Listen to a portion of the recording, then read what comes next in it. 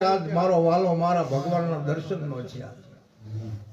ધર્મરાજા કહે છે મને ભગવાનના દર્શન થવા જોઈએ. રાત સુધી યજ્ઞ કર્યો એટલે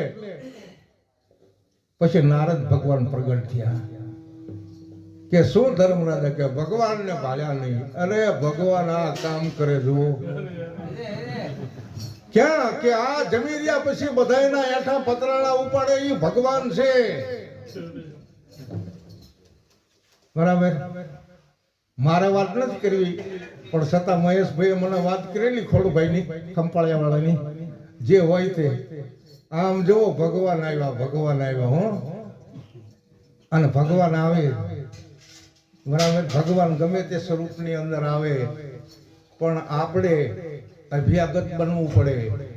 અને અભ્યાગતની વારે ભગવાન ના આવ્યા વિના છૂટકો છે એમ મેં ભાવગીત ગાયું. મને આવે એ વાળા મેં અનુભવના શબ્દો કીધા અને ઘણા બધા સંતોને સાંભળવાના છે. અહીંયા મારી વાણીને હું વિરામ આપું છું. બોલો સદગુરુ.